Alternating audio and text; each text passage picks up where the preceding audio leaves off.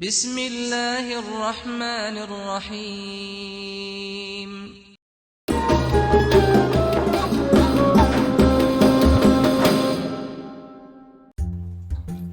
Assalamualaikum warahmatullahi wabarakatuh. Alhamdulillah kita bisa berjumpa di channel ini. Sahabat beriman yang dirahmati Allah, pada bulan Ramadan umat Islam berlomba-lomba untuk mencari pahala. Karena memang pada bulan ini Allah menjanjikan pahala yang berlipat ganda, ampunan dosa, dan doa-doa lebih mustajab. Pada bulan ini terdapat satu malam istimewa karena di satu malam ini nilainya lebih baik dari 1000 bulan. Malam itu adalah malam Lailatul Qadar. Sesuai firman Allah Subhanahu wa Ta'ala, malam kemuliaan itu lebih baik dari 1000 bulan. Surah Al-Qadar ayat 3. Di malam Lailatul Qadar itu, para malaikat turun ke bumi, memenuhi seluruh bumi dengan berdesak-desakan, dan malaikat Jibril turun juga ke bumi. Sesuai firman Allah Subhanahu wa Ta'ala, pada malam itu turun malaikat-malaikat dan malaikat Jibril dengan izin Tuhannya untuk mengatur segala urusan. Surah Al-Qadar ayat 4. Berikut 4 ibadah paling dahsyat di malam Lailatul Qadar. Ibadah pertama, sholat. Sholat menjadi ibadah pertama dan paling utama di malam Ramadan. Sholat merupakan ibadah yang menggabungkan banyak ibadah.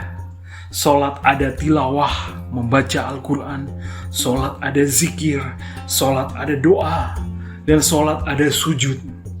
Untuk malam Lailatul Qadar, kita dianjurkan memanjangkan malam dengan beribadah. Tentunya lebih baik dengan iktikaf di masjid. Namun jika merasa khusyuk di rumah, maka kita juga bisa di rumah.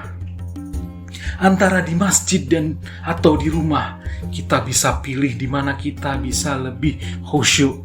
Karena ada beberapa orang memilih beribadah di rumah karena mungkin suasana lebih tenang sehingga lebih bisa khusyuk.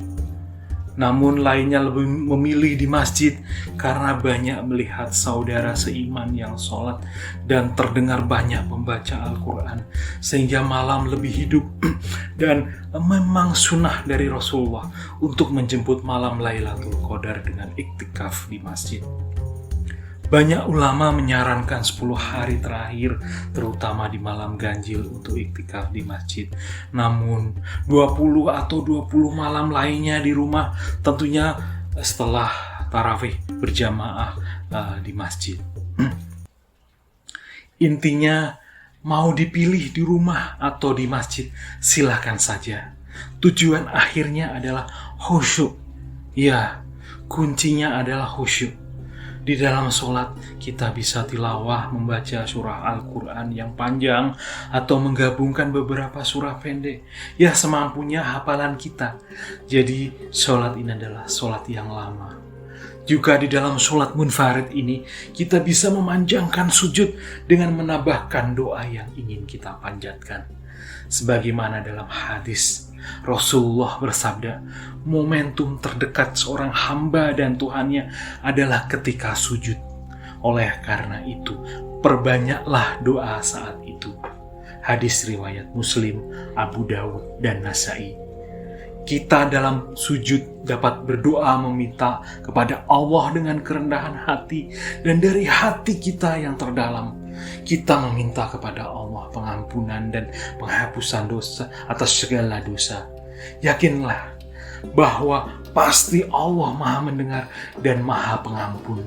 Kita buka hati kita ke Allah untuk bisa berkomunikasi langsung dengan suara pelan dalam sujud ini.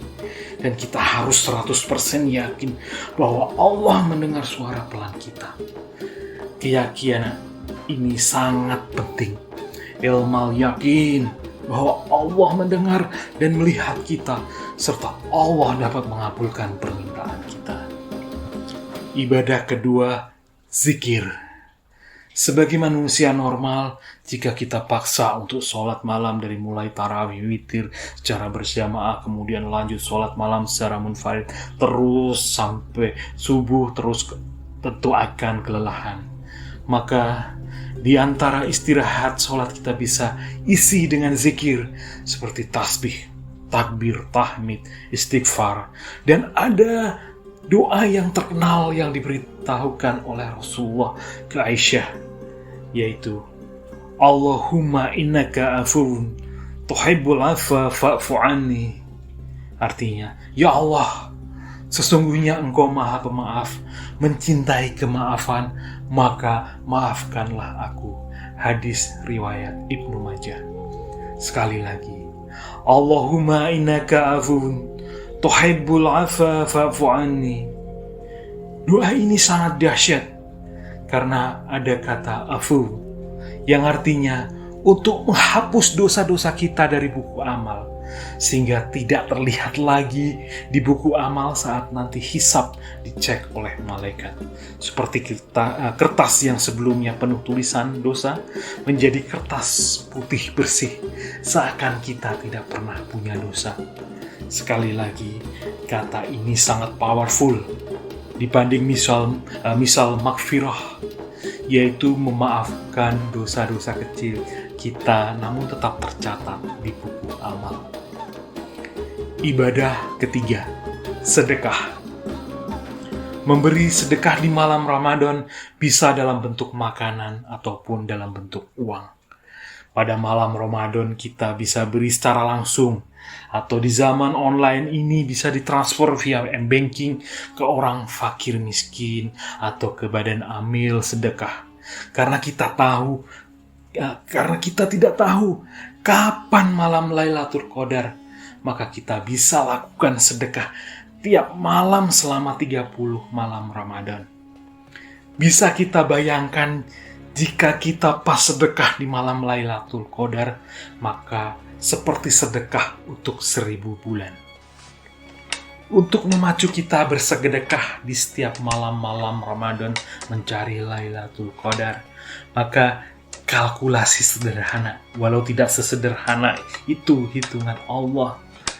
Semisal, dengan kita sediakan uang 600.000 yang dibagi 30 hari, maka per hari 20.000 menjadi 20 kali 1000 kali 30 sama dengan 600 juta.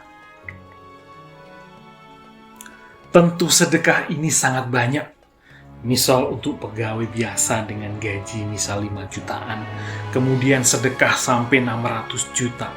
Bahkan sampai pensiun belum tentu bisa setara.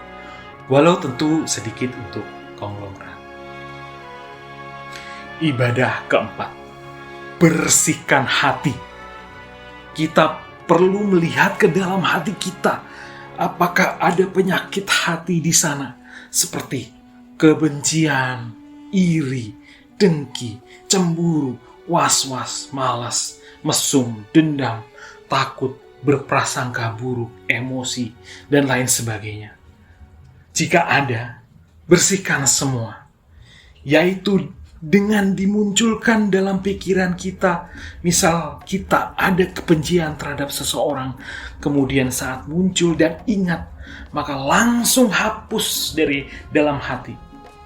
Ingatlah, hidup di dunia itu hanya sementara. Satu, terus dalam satu malam Lailatul Qadar, atau nyicil di setiap malam Ramadan. Penyakit hati ini seperti kanker yang perlahan tapi pasti menggerogoti iman kita. Jika tidak dibersihkan, bisa menyelubungi hati kita, menjadikan sehari-hari selalu tidak bahagia, bahkan membuat kita menjadi murtad. Setidaknya 1 kali dalam 1 tahun di bulan Ramadan, menjadikan hati kita bersih agar mudah ibadah, berbuat kebaikan, semangat ikhtiar, dan memberi ketenangan jiwa di segala apapun kondisi kita, baik misal sakit, bangkrut, musibah, dan lain-lain. Silahkan Pak, praktekkan keajaiban ini. Misal saya bisa merasakan terus kebahagiaan menjalani hari-hari sampai Ramadan berikutnya. Sehingga jika kita melakukan 4 ibadah dahsyat tersebut di setiap malam-malam Ramadan, maka insya Allah kita akan mendapatkan malam Lailatul Qadar dengan the best ibadah. Lailatul Qadar memang disembunyikan oleh Allah dalam 30 hari Ramadan. Dan siapapun boleh mendapatkannya asal kita merindukan dengan rindu yang sesungguhnya.